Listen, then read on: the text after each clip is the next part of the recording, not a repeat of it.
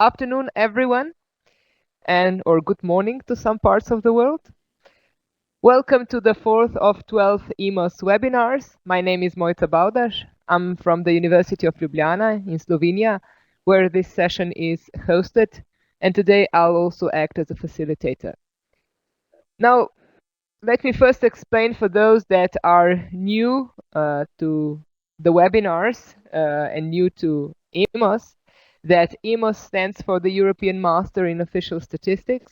It's a joint project of universities and data producers in the EU member states, EFTA, and EU countries. Now, the network that now comprises 23 master programs in 15 countries is about to grow. The third call for application is about to be launched in March. And we just want to use this last chance to announce that if your university is interested in applying for the EMOS label, or if you as a producer or user of official statistics would like to contribute to the EMOS network, please consider attending the workshop in Ljubljana on the 6th of March. So we are closing the registrations tomorrow. The second announcement is actually linked to the topic of today's webinar. It's about the 5th International Workshop in Business Data Collection Methodology to be held in September in Lisbon. So if you have any research experience that you would like to share and discuss, please consider submitting an abstract by the 20th of March. And let me also briefly explain for anybody new to the webinars today how we run these webinars. As a participant, you can watch and listen to the session. To interact with the presenter, you will be using the chat window on the right, so the same window that you already used to say hi. We encourage you to post questions here in the chat box practically throughout the webinar, and I'll keep track of the questions, and the presenter will be there to respond to them during question breaks and the final discussion. Now, should you have any technical issues, we just advise you to restart the Adobe Connect or restart the computer.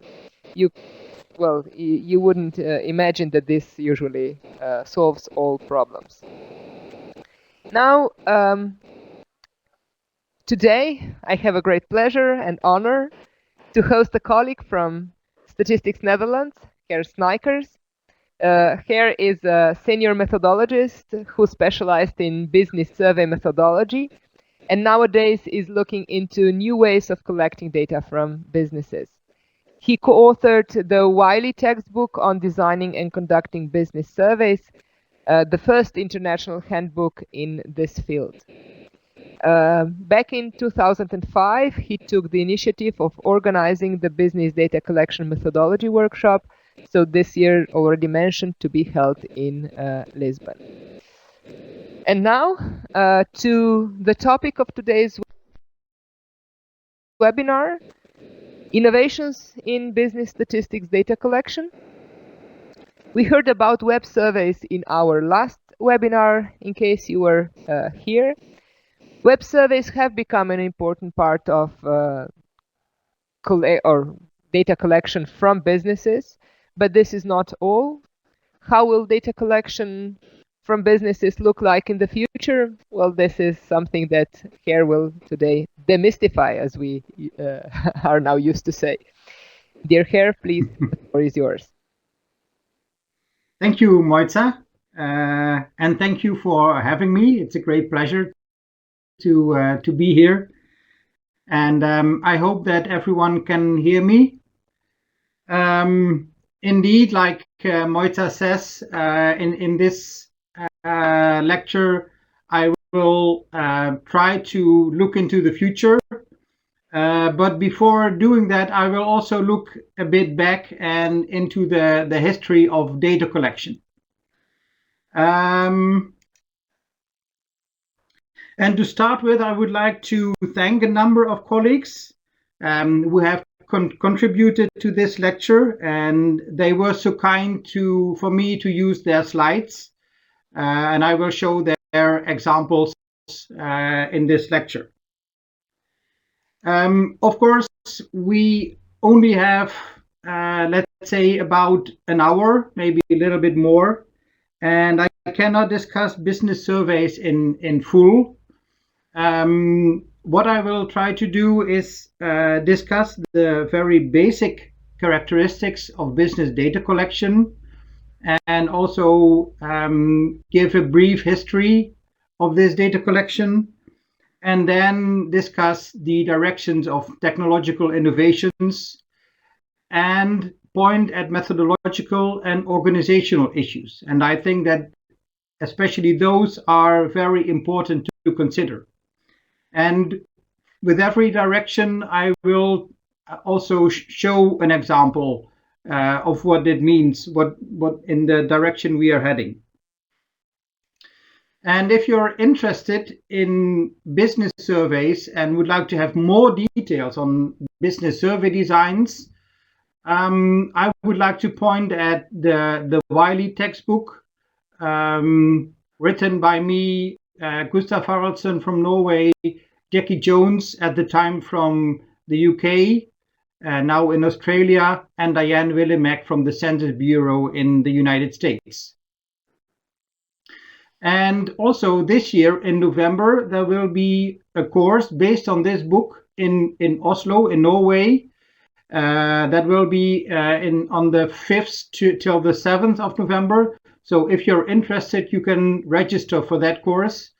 You can Google for ESTP, Eurostat, and 2018, and then you will find the site where you can register.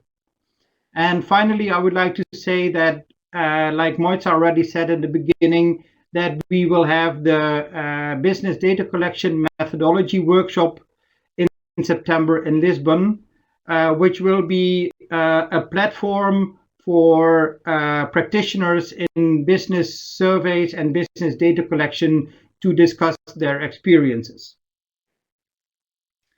So now let's actually start with my lecture.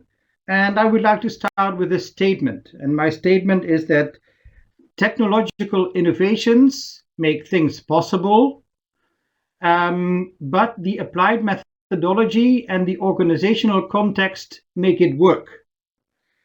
And this also applies, for instance, to the introduction of web surveys. And I guess that some of you, or maybe all of you, are moving from paper to web business survey questionnaires. And the issue is that you can use the web questionnaires, you can transform the paper into an electronic questionnaire, but the issue is, will it work correctly? Will it work properly? Will we get the actual data? Will we invest in the questionnaire?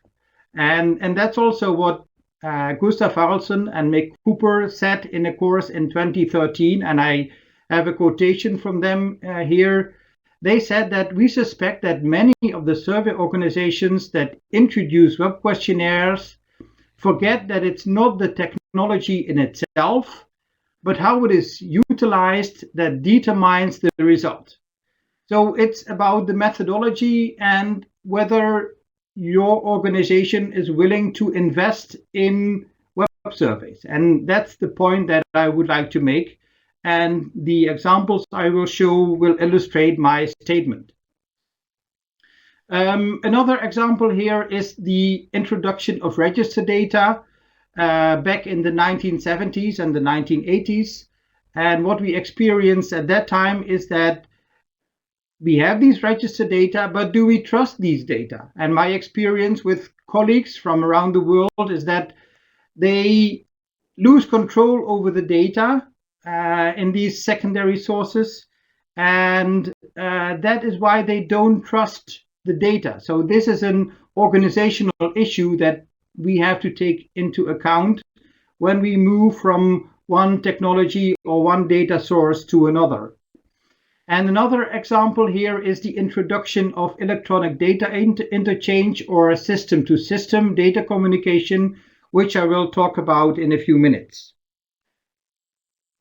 So what I will do now is I will start the discussion with a few characteristics of business survey data collection, and also go into the history and discuss the general data collection strategy, and then move on to the technological innovations.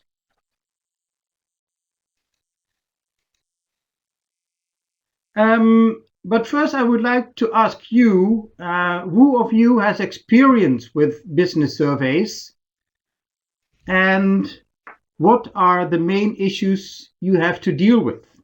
So I'm interested in your answers. Yes, I would just add that please write your answer in the chat box, in the chat window. So who of you has experience with business surveys, and if you do, what are the main issues you have to deal with? And we see that multiple attendees are typing, so we just wait half a minute to see what's coming. What's coming? Okay, very little.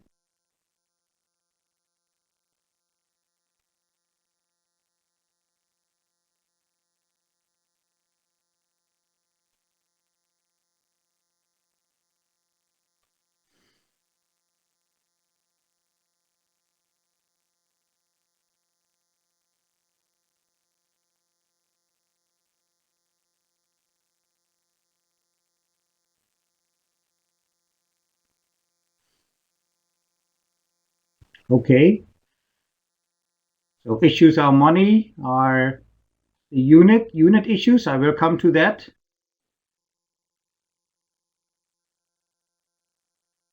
Getting response. Okay.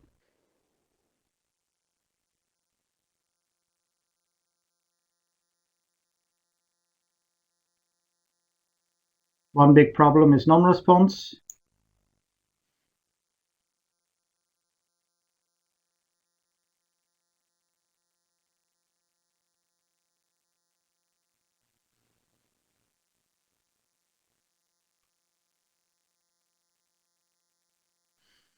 So we have participants with all sorts of background here, those with more and those with less experience in business surveys.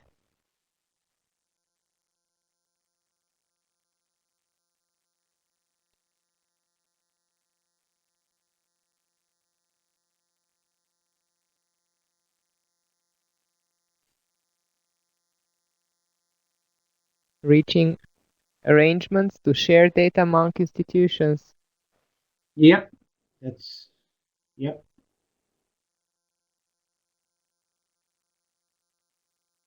That's to share data among institutions. In my view, that will be a major issue in the future.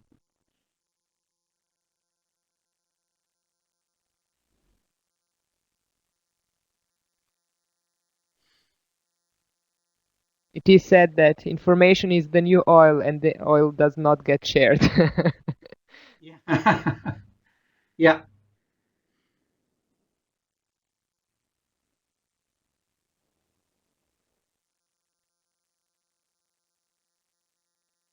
Okay. Okay.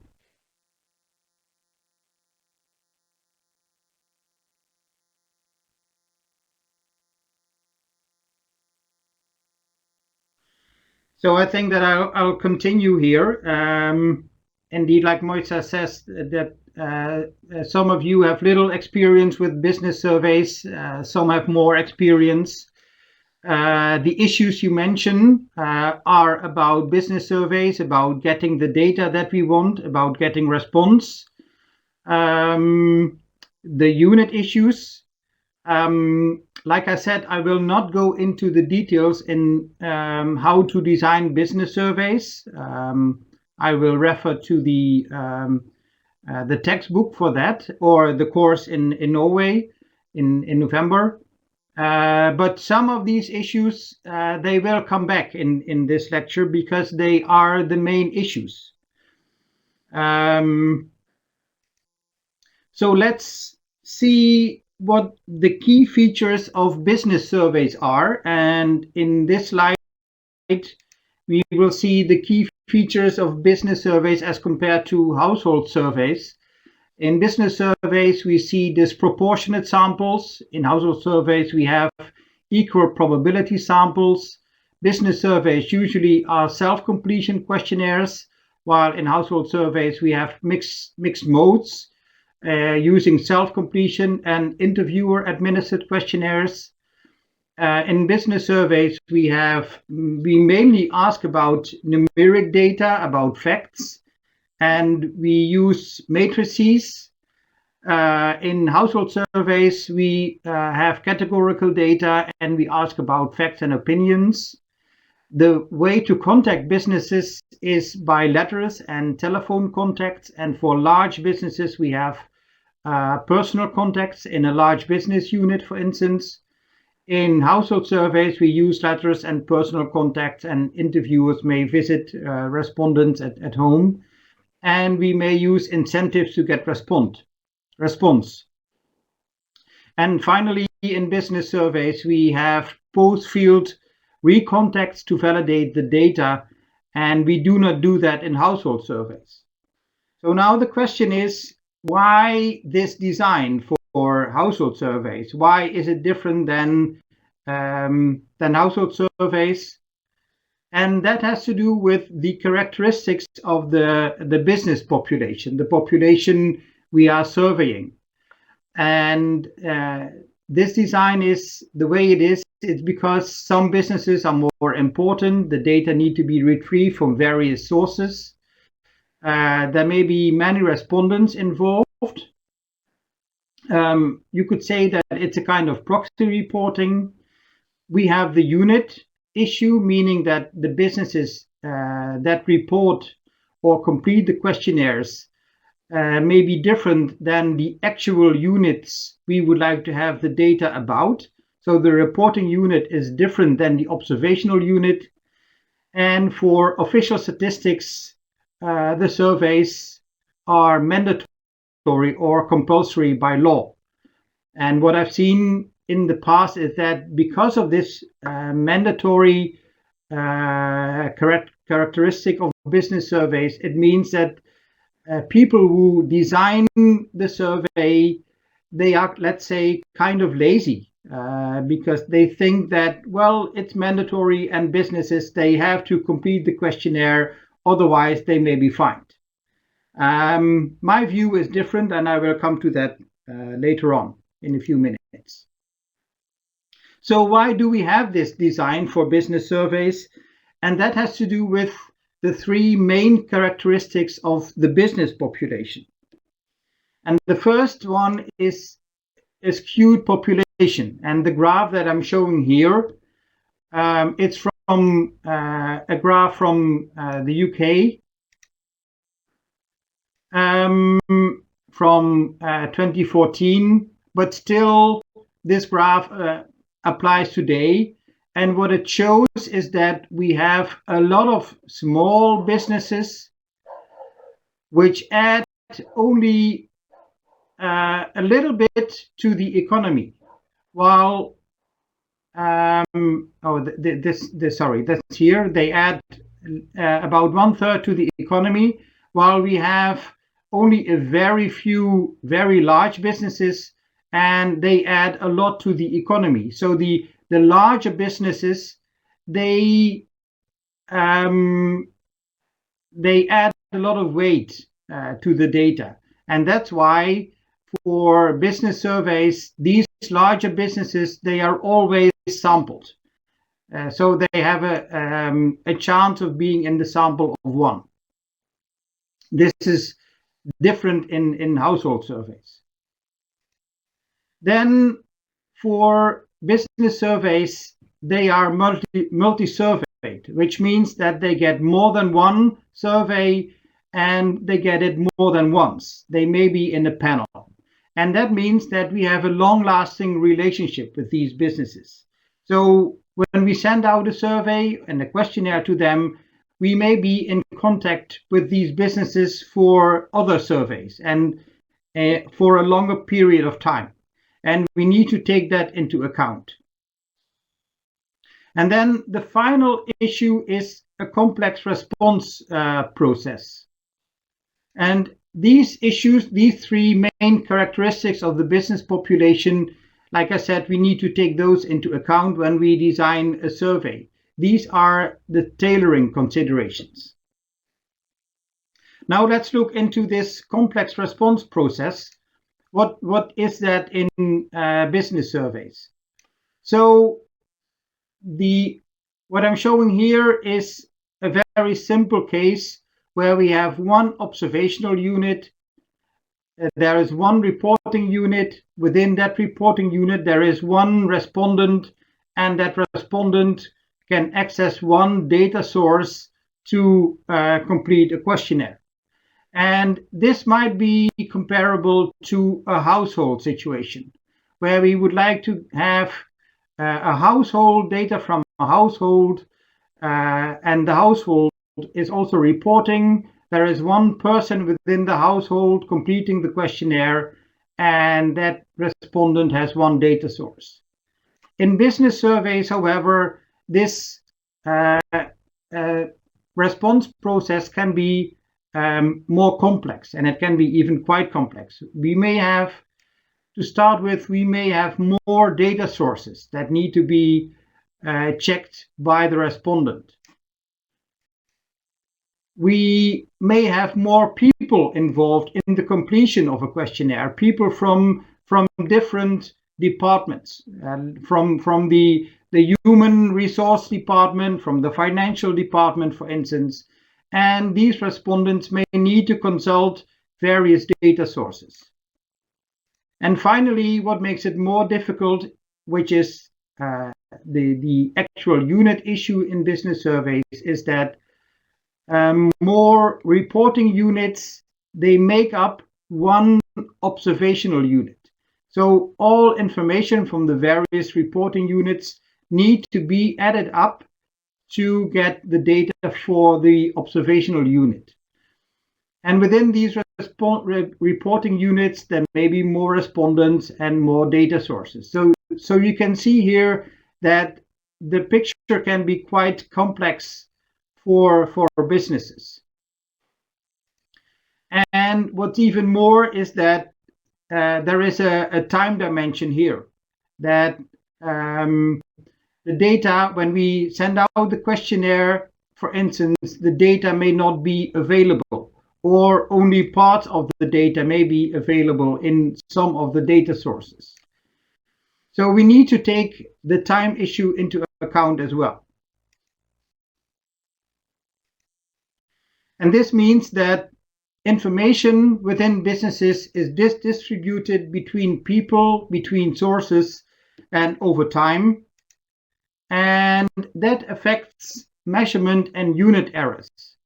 And it's my hypothesis that the more complicated the structure of the businesses is, and the more steps are needed to complete the questionnaire, there is a higher risk of errors. And if there is a mismatch between the organizational structure and the structure of the questionnaire or the question flow, then also there is a higher risk in getting the data. So when we now would translate that to what we can do actually in as for a survey design, what does it mean?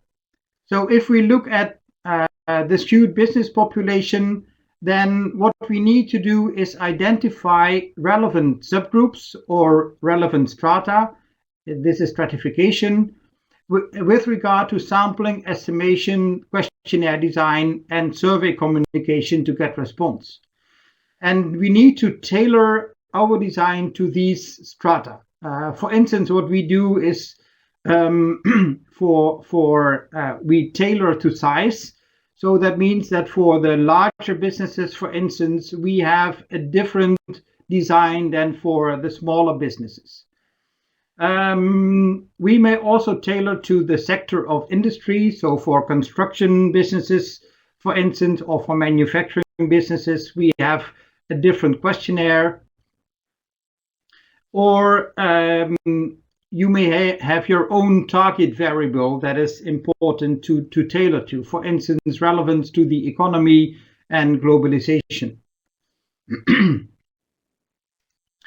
The second characteristic that we discussed is that businesses are multi-surveyed, and that means that for getting response, what research shows is that try to get commitment from the very first contact using pre-notification. So establish a relationship with your businesses from the very beginning, and not send out a questionnaire with an advance letter and then wait what will happen, but invest in your relationship with your businesses. From research, we know that businesses who have responded in the past will very likely also do so in the future. So having had their response and having had their commitment is a very good predictor for future response. Also, it means that you could set up a web portal and have a survey calendar to show businesses what questionnaires they can expect and at what period of time during the year, so they can prepare themselves for completing the questionnaire.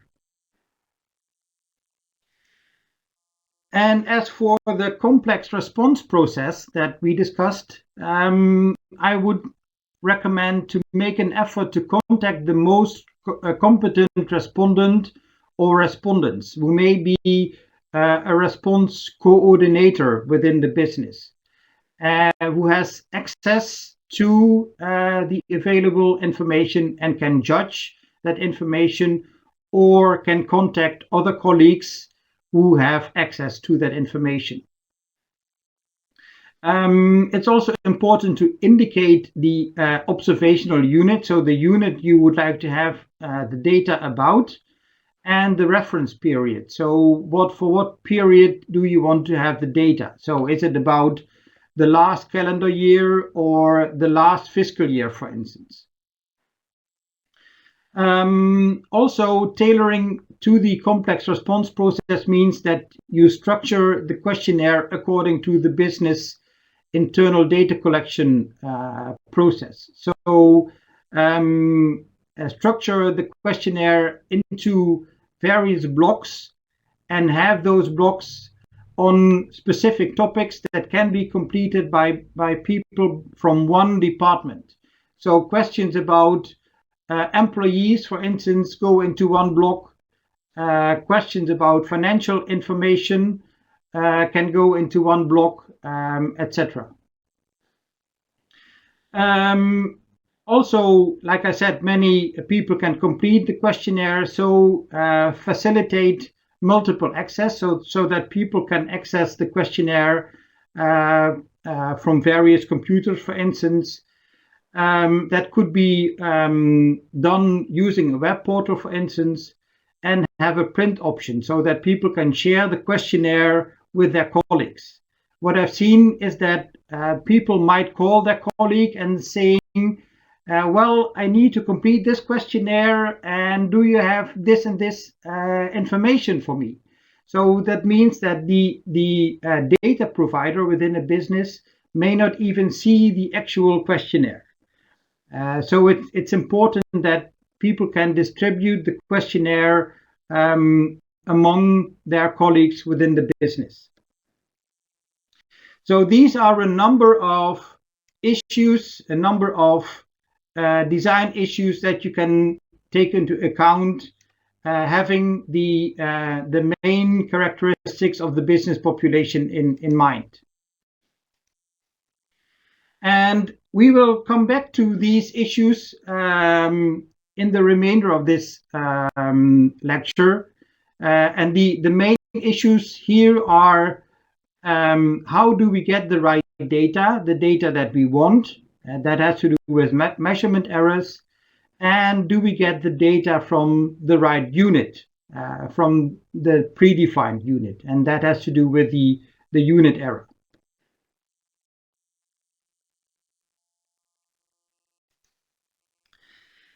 But before going into the future developments, let's have a brief look at the history of data collection. So I just now was talking about surveys, and you could also say censuses, and that started at about 1900. Actually, in 1895, the director of the Norwegian Statistical Agency introduced the idea of sampling. And what we see that is that in the 20th century, surveys matured. So we used that method to get our data. Then in the 1970s and 1980s, we started using admin sources, so registered data that were collected by other organizations. And we see that the use of admin sources has, since the 1980s, has expanded. And then since 2012, we have big data, the data that we get from processes and the data that are collected with these processes in high volume, high velocity, and high variety.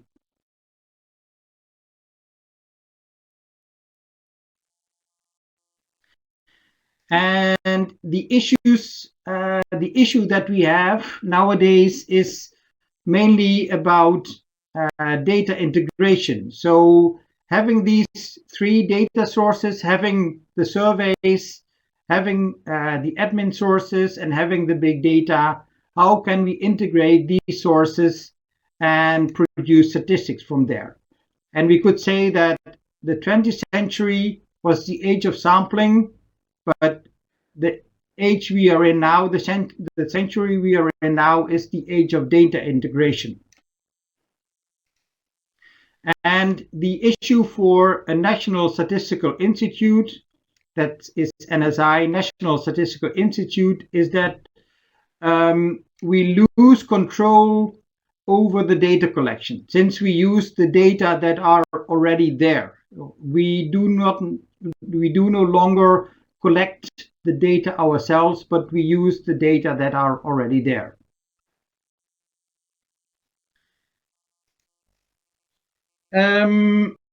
So what we can see that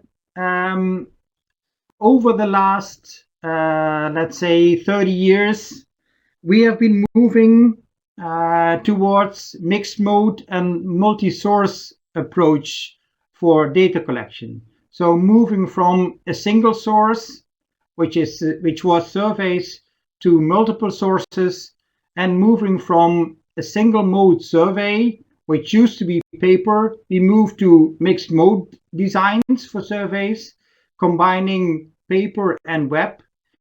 And now the developments are that we are moving back to a single mode survey, but being web as a primary mode. A conclusion, again, like I said, is that we are in the age of data integration and that NSIs lose control over the data collection. But that means that our role as NSIs is changing, and that we need to be partners with organizations that actually collect the data, like, for instance, tax offices in countries. And what we see now is that most NSIs have a kind of a data collection strategy, and it says that first of all, we need to use the secondary sources to produce statistics. And then if we do not get the data that we need, we can conduct a survey, but only if necessary. And the main idea behind this data collection strategy is reduction of response burden. So the costs for businesses to complete questionnaires, but also reducing the costs in producing statistics.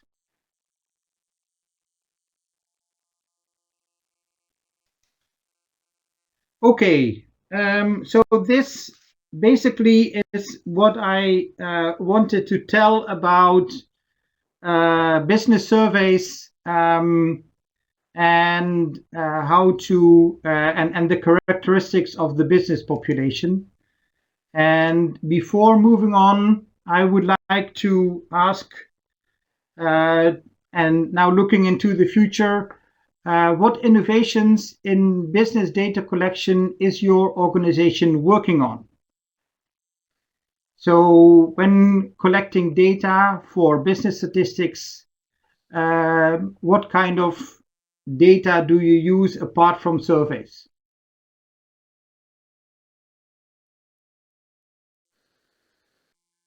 Yes, just please use the chat box to enter your answers.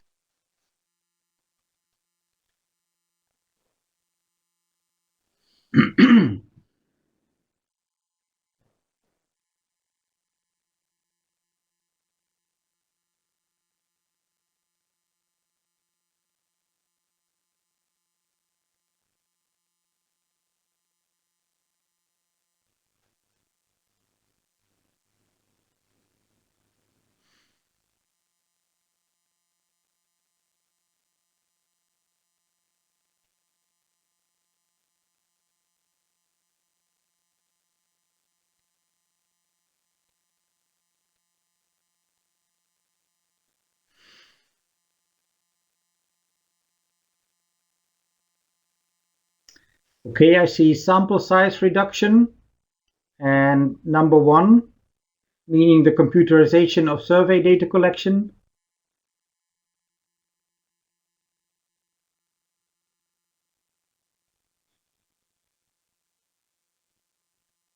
Okay, the business information chain, internet as a data source. Okay.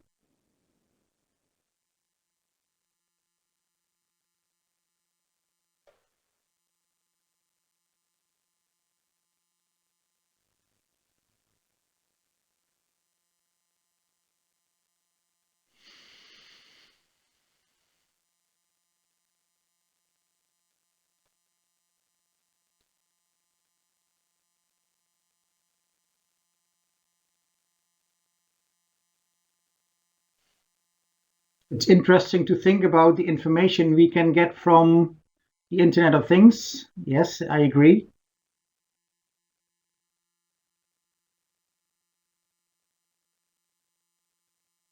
Open data sources. Okay.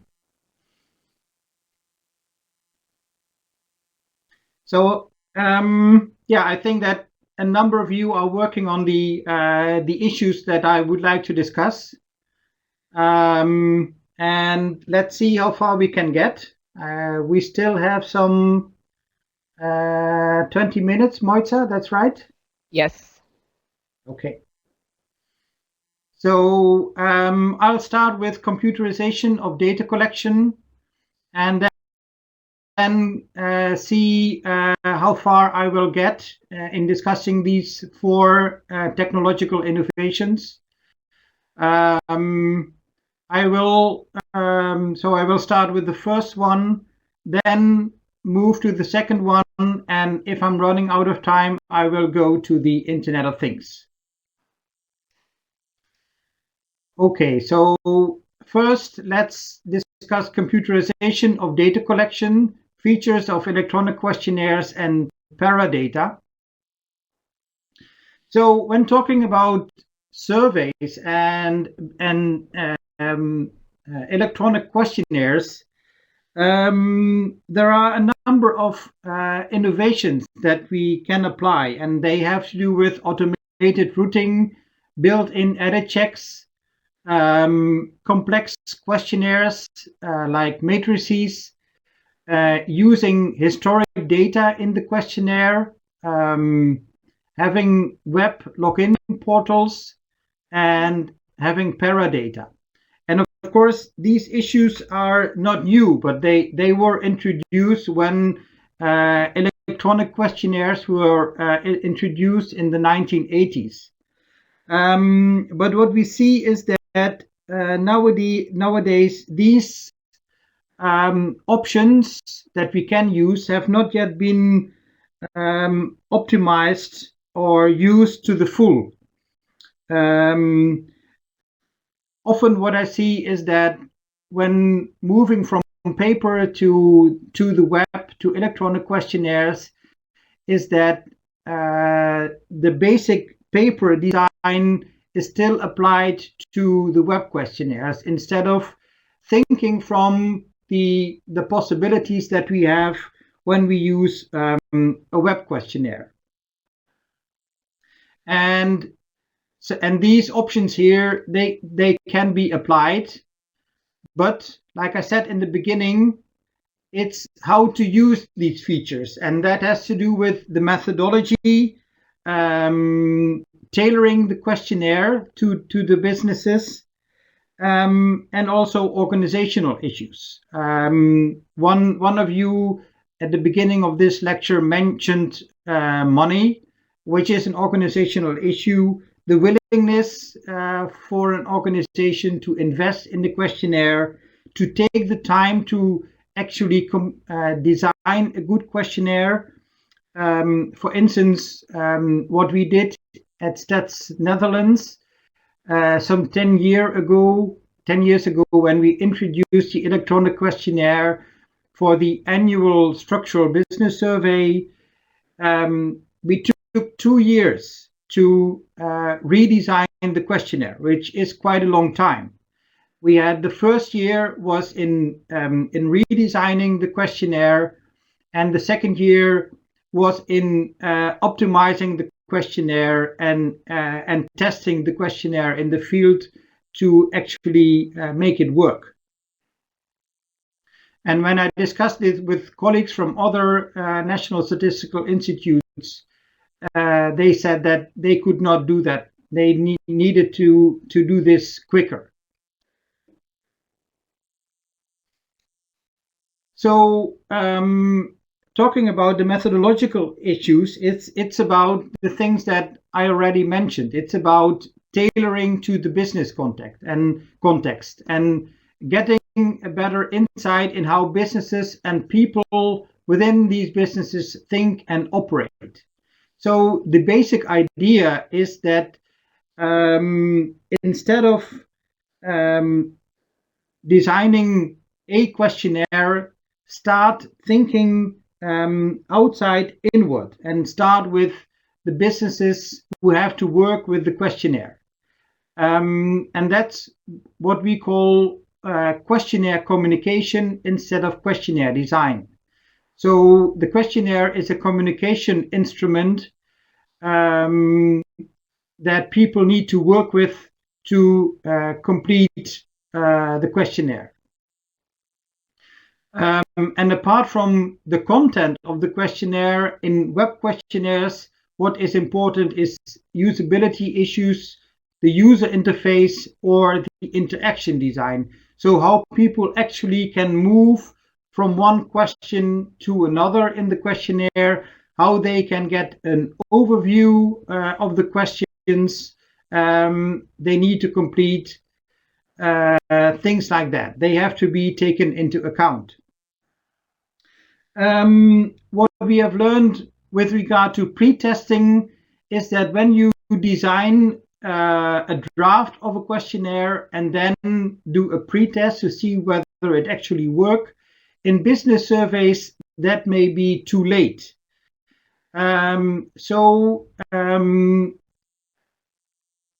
Invest in the questionnaire and go to the businesses as soon as possible in the design process. And that means that you can do, let's say, a feasibility study. You visit a number of businesses and you investigate their internal completion process. When you have a draft questionnaire, what you can also do is do a feasibility study and use eye tracking. So how people actually work with the electronic questionnaire. A third innovation that I would like to mention with regard to surveys is applying influence principles.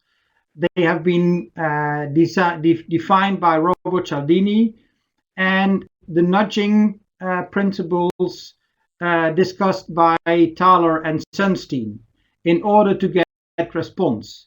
And again, here the idea is that in your communication with businesses, to put the questionnaire forward to them, start from the idea, how do I get response, instead of sending out the questionnaire and then wait what will happen and try to reduce the non-response, but try to get the response as high as possible from the beginning. Maybe a nice information here is that Thaler, he has got the Nobel Prize for Economy this year.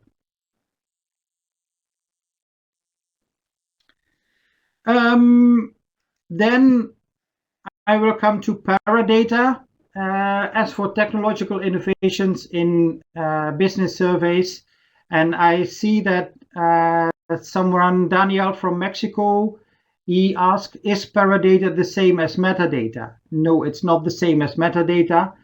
Metadata is data definitions, so it's the data about the data, but paradata is process data. It's data about your own process, about your own data collection process.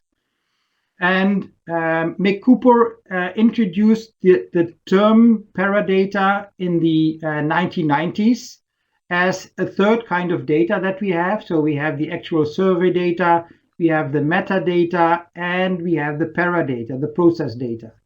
And with computerization nowadays, it's much easier to collect your own process data at your survey organization site. So it's about the dates when questionnaires are received and processed in your own processes, login information when people from businesses log in, information about cost and quality indicators. Having computerized processes, it's easier to collect and analyze this data. And also at the respondent side, we have audit trails. We can collect information about how businesses actually complete the questionnaire, what they do step by step, and also when they complete the questionnaire. We have done a study about using audit trails at Statistics Netherlands, and what we found is that we send out, for instance, the annual structural business survey in February, March, but we found that many businesses did not open the questionnaire until May and June. So there was we did not see nothing at all in the audit trails. So that made us think about the communication strategy, for instance. And paradata, they provide insights in these processes, in our own processes and in the processes within the businesses. And they help to tailor the survey design to the business context. So help to design the questionnaire, the communication strategy, of which I gave an example just now, efficient sampling to reduce response burden. So for instance, Is there a stratum for which the response rate is falling behind? And these issues also go into what nowadays we call adaptive designs. So taking all the paradata into account, cost issues and quality issues, and see how we can make the survey design and the survey process more efficient. And that also applies to the Deming cycle, which means plan, do, check, act, meaning that you monitor and improve your own processes on a continuous basis. Okay, maybe there is one question from Germany that relates specifically to what you said on the previous slide. Can you give an example for nudging in survey communication? Yeah. Nudging means that you give businesses a kind of a small push to respond. What we do at Statistics Netherlands is, for instance, that before the due date of a survey, we send out a pre-due date reminder. So businesses, they may have the intention to respond, but they have not done so yet. So we give them a small push with this pre-due date reminder. And what we see is that that helps, that there is an effect of this measure to actually get response.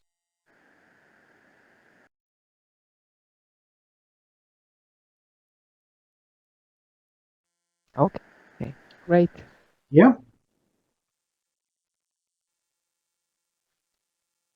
Please continue.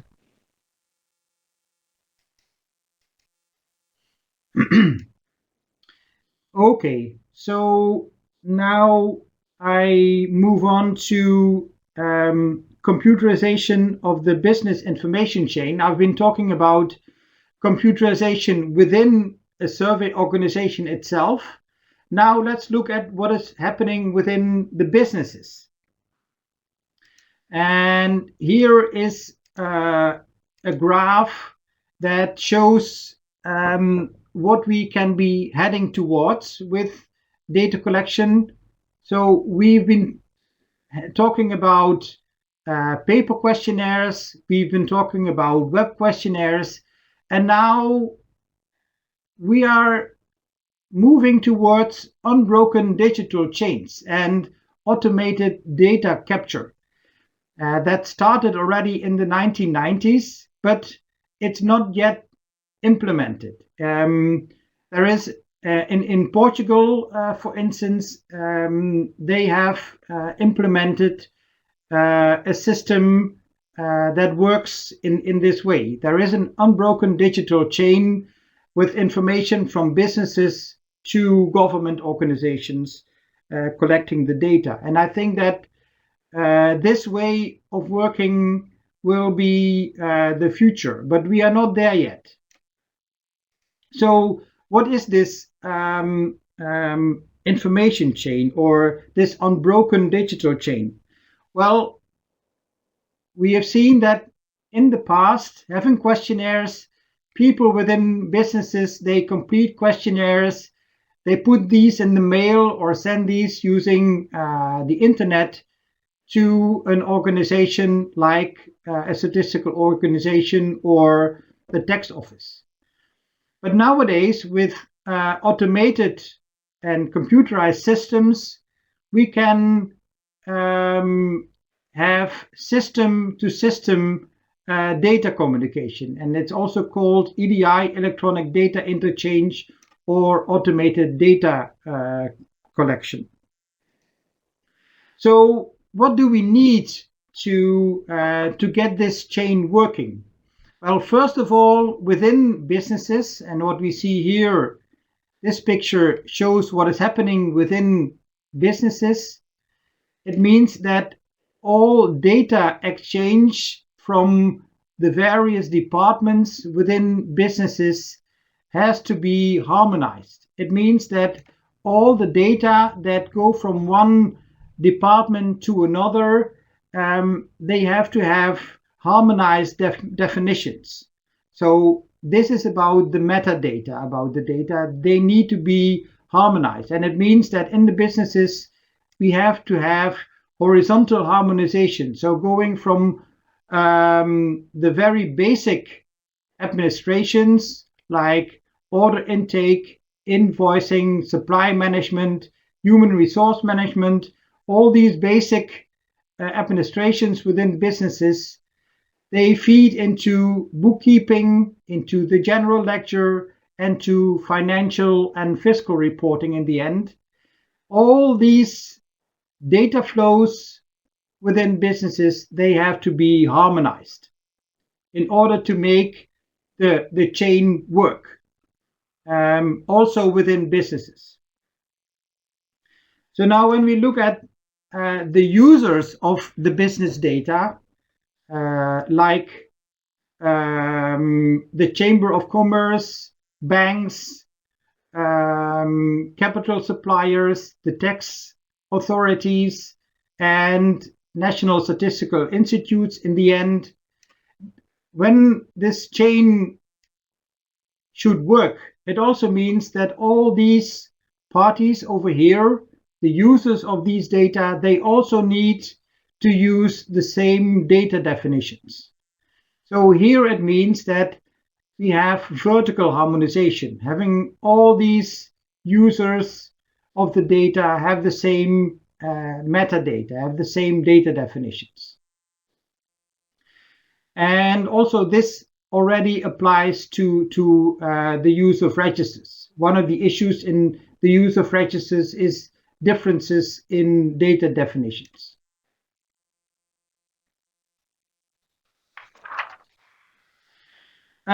So in order for electronic data capture to work, we need to have, within businesses, we need to have horizontal harmonization, and for the data users, we need to have vertical harmonization. And apart from that, it's also important, considering the time dimension that we discussed, that the data definitions are stable in time. Otherwise, it means that in the chain, from one period to the next, this chain needs to be updated. And that is, of course, time consuming.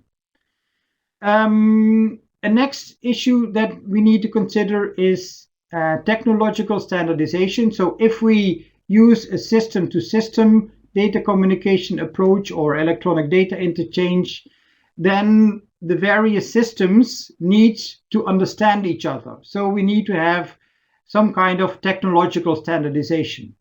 And one standard is standard business reporting using XBRL, Extensible Business Reporting Language, which is an internet language. And finally, it comes to quality issues, to the methodological issues.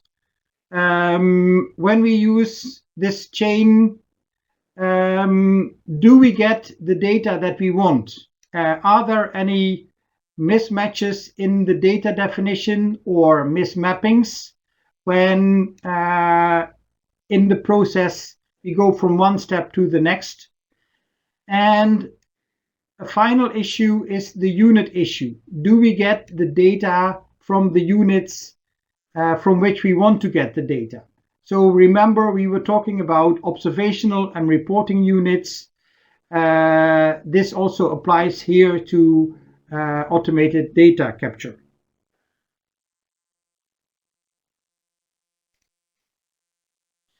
And this means that having harmonization of financial concepts and having technological standardization means that all parties in the chain, they need to invest in this harmonization and technological standards. And as for the quality issues, it means that we need to have the trust in the data. Can we trust these data, and can we actually use these data in the statistical production process?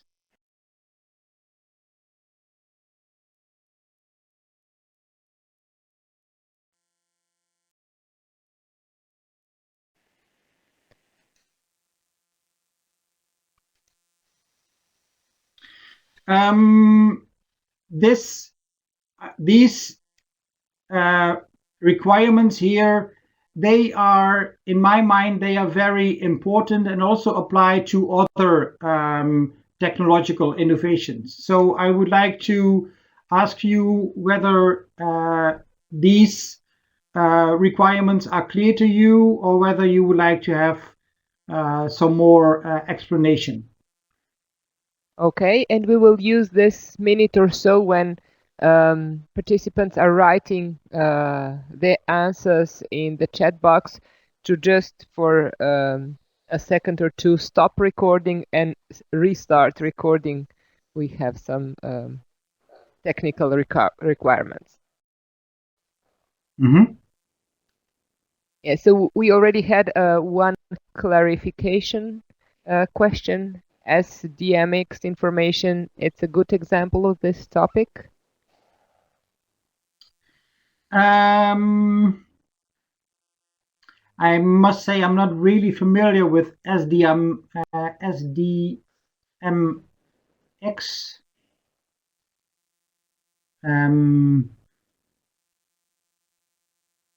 But I think that it's a good example.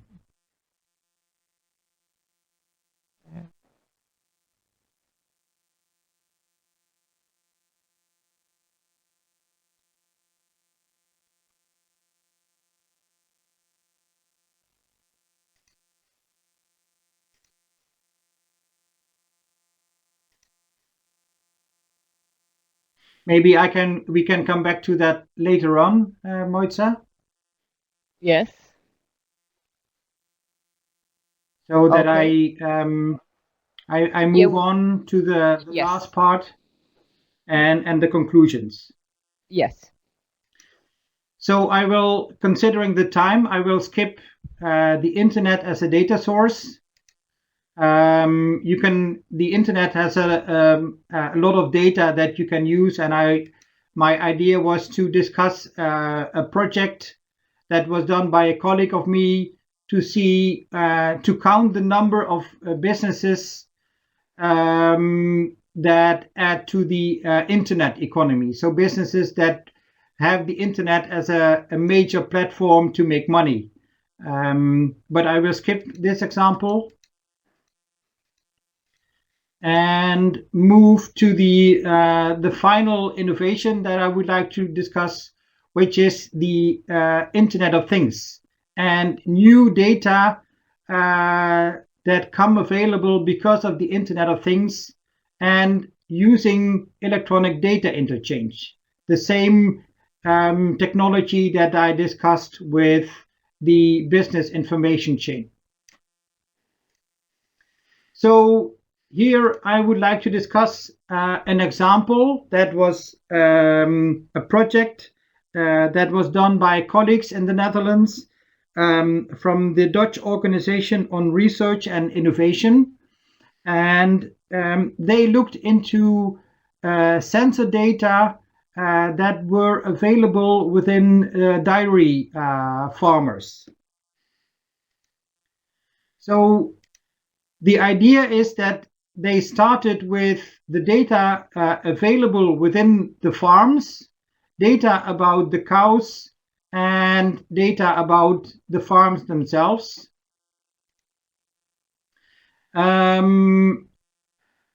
Using all kinds of sensor data, but these sensor data, they came from different suppliers. So here already you can see that harmonization of data here also is an issue. The various suppliers, they had their own data definitions. And all these data, the sensor data, other data sources like statistics, they were collected and put into an information broker, which is an open platform with the sensor data for producers and consumers. And here are a number of examples of sensor data. So what kind of data were collected in this project? So from farmer number 1 and number 5, they had sensor data about the behavior of the cows. For instance, how much they moved, data about the temperature and activity of the cows, the milk production, the feed intake, the weight of the cows, the water intake, and the milk intake. So all these data, they are collected automatically from the milking machines and from the sensors within that are injected in cows. And these data, like I said, they were collected in an information broker. The data themselves, they still remained with the individual farmers. And the farmers, they stayed in control over the data.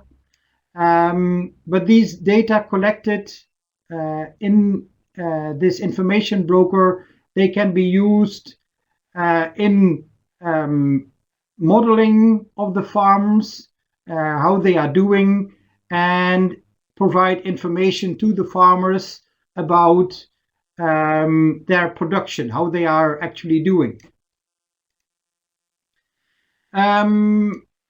This information can also be used by advisors to the farms, and also this information can be used for benchmarking. So how is your farm doing compared to other farmers, to your colleagues? And what we are looking now actually is how the information, the sensor data that we have in the information broker, can those data be used by Statistics Netherlands for statistics production, and also be used, and also this statistical information be used as benchmark information for the farmers. So at this moment we are trying to set up this project to look into these sensor data and produce statistics from them in this model over here. So also providing information back to the farmers. And since the data are not collected by Statistics Netherlands itself, we need to discuss access to the data and how we would like to use the data with the people who are in charge about these data. So we are no longer, like I said in the beginning, we are no longer in control about the data collection itself, but we need to discuss the use of these data with the owners of the data. So what do we learn from this project from my colleagues in the Netherlands? That we might use electronic data interchange to collect the already available data, to collect these sensor data instead of using questionnaires. Again, there are measurement and unit issues like the harmonization of data, standardization of data communication, and again, the stability of the data is important also for a statistical organization to produce statistics. And we need to be involved in the organization of the information broker to right at the beginning to get the data that we would like to get. Okay, So this was an example about sensor data that we will look into. We do not have the data yet. The conclusions from these innovational developments is that I think there are many developments, and it's very hard to keep track of everything that is going on. And when we look at the data collection itself, you could say that we are moving from data collection to collecting data. So from collecting the data ourselves with businesses to the data that are already available, moving into the age of data integration. And still, what we have seen is that quality issues like the total survey error framework, or maybe you could speak about the total data error framework, these quality issues remain important. And they include bias and selectivity issues. Is the selection of units representative for the population as a whole? So if we get these data, these sensor data from dairy farmers, for instance, do these farmers represent the population as a whole, or is there over coverage and under coverage in those data files? And we might also revisit the sample paradigm and think about non-probability sampling and think about representativeness. Maybe we can combine these data sources with some kind of surveys, for instance. We need to think about the measurement issues. Like I said in the beginning, do we get the data we want? It's the definition of the concepts, it's the definition of the metadata, and unit issues. Do we get the data from the right units? When we get, for instance, financial data directly from businesses, do these financial data represent the actual units for which we would like to have the data? Okay. We need to think about Here, linking and matching methods. And we need to think about advanced statistical estimation methods combining all these data sources. So these are some methodological issues that we need to address in the future. As for organizational innovations that we see is that national statistical institutes, they have moved from silos for single surveys produced in silos to coordinated systems of data collection and coordinated systems of producing statistics, which comes down to horizontal coordination and horizontal harmonization, also within a statistical organization. And we need a cultural shift. We need to think about these other data sources, and we need to trust the data in these other sources, or we need to get indicators on, let's say, quality of these data in other sources. And one way of doing that is, like I discussed with the use of sensor data, is that as a statistical institute, we need to be in the forefront for these new data sources. And when they are collected, then we need to be part of that process. For the larger businesses, we may need consistent communication. We still may need surveys, consistent communication over the surveys to get consistent data across the various surveys and the various data sources, because for these large businesses, it's important that we get a complete picture combining the various sources for these businesses. And finally, we may need to think about a data repository or a data lake in which all data sources are included and opened up to facilitate the data integration and statistics production. So the future of business data collection may look like electronic data interchange for financial data and for sensor data. We may need to use the internet as a data source, and we may need additional web surveys for additional data that we need and for complex businesses. And we might also use smartphones and tablets for small and simple questionnaires and for zero reporting, so for businesses who do not have to report anything. So to come to the end, I will end with the statement I started with, that technological innovations, they make things possible. You could say that technology is the enabler, but it's the applied methodology and the organizational context that determine whether a new technology will work. And now I've come to the end of this lecture. So thank you, and maybe there are some questions. Yes, thank you, Ger, for this very insightful lecture, and many thanks to participants who joined us today, again from so many different places around the world. If you wish to download the presentation, please stay with us for another minute or so. In the meantime, I'd also kindly ask you to check your inbox for a link to a very short evaluation survey about today's webinar, because we'd really appreciate your feedback.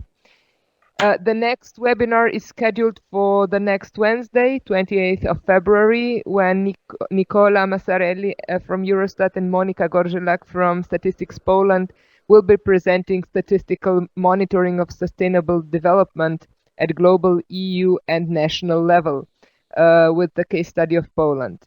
Now, I suggest, as we came to the end of, well, the time that was assigned to the webinar, that we thank to those that have to leave, show the link to the presentation so that you can download it, and but leave the room open for another 10-15 minutes,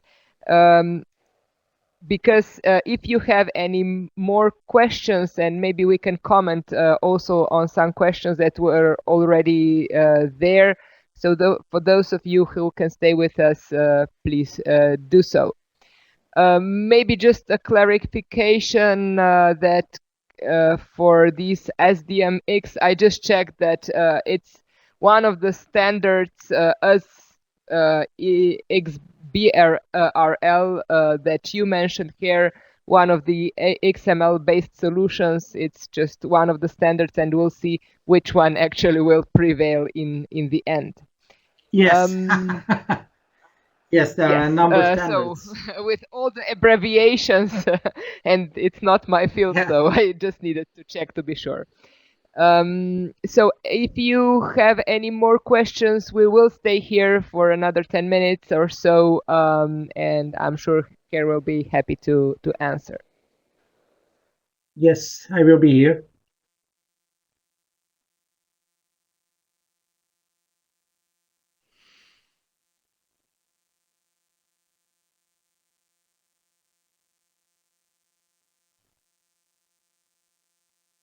Okay, we have one question. In your experience, when you applied vertical and horizontal harmonization, what was the main issue that you find for collecting business data? How did you resolve them? That's a very good question. What I have seen also internationally, and also within the Netherlands, is that it's not horizontal harmonization is the issue, but vertical harmonization. It means that all the users and business organizations, they have to sit together and discuss the harmonization of the data definitions. And I know from a number of countries that coming to an agreement about these data definitions means very tough discussions by the various parties involved. And I know also from a number of countries that they did not succeed. So it didn't work out in the end because they could not agree on this vertical harmonization. That's one issue, and another issue, which is my own experience from the Netherlands, is that my colleagues from the statistics production department, they are worried about the unit issues. When we get the data using EDI with financial information, do we get the data from the right units? When we ask businesses to complete a questionnaire, we ask them to add up information from various units to match our unit definition. But in EDI, that is still an issue that needs to be discussed and solved. And I know, for instance, from Portugal, where they have implemented this system, that the unit issues also still is an issue. So the main issues are, in my mind, vertical harmonization across parties and getting data from the right units.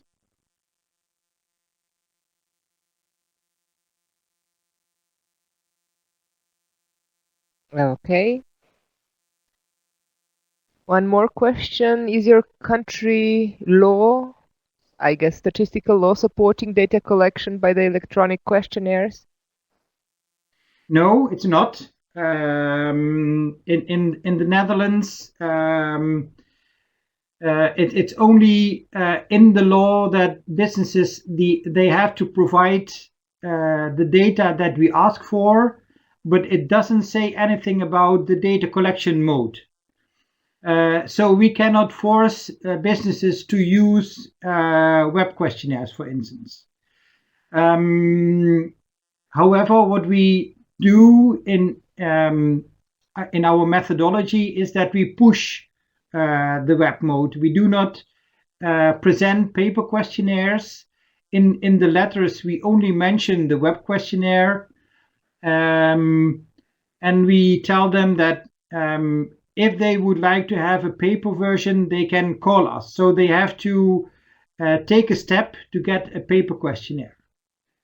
But we cannot force them to use the web questionnaire, but we push it. And the interesting thing is that we analyzed the data that we get from the various modes, is that we saw that businesses who ask for a paper questionnaire, still some of them use the web questionnaire for reporting. And what is even more interesting is that the response rate for that group of businesses who ask for a paper questionnaire was higher than for the average business in that survey. So businesses asking for a paper questionnaire already gave them some kind of commitment to complete the questionnaire.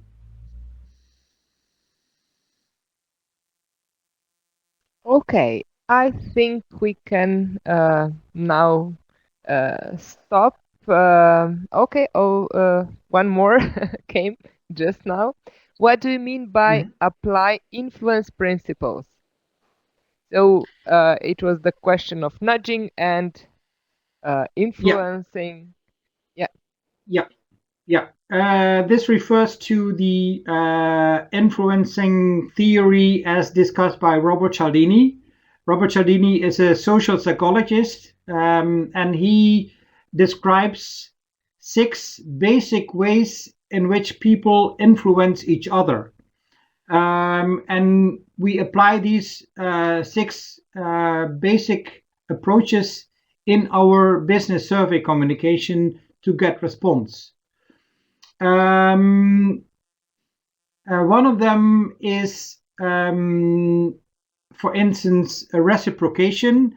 It means that when you give something in advance, like an incentive or information about the survey, how the data is used, then people feel a little bit guilty and they have to do something back.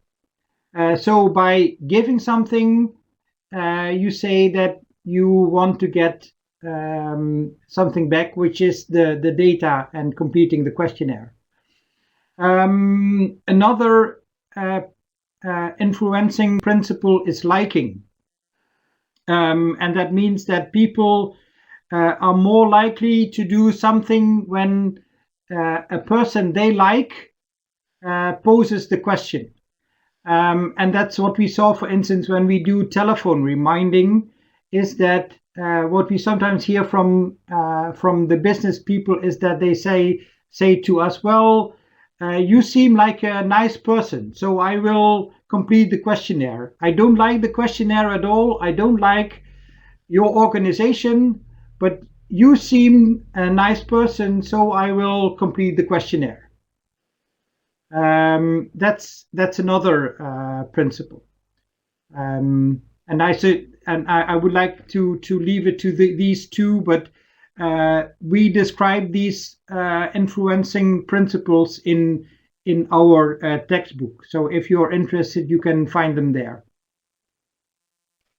Okay, here. I think that now we have to close the webinar.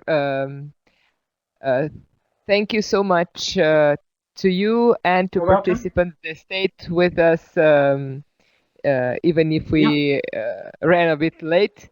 Yeah, quite a lot. Thank you for now, everybody, and have a nice evening. Bye-bye.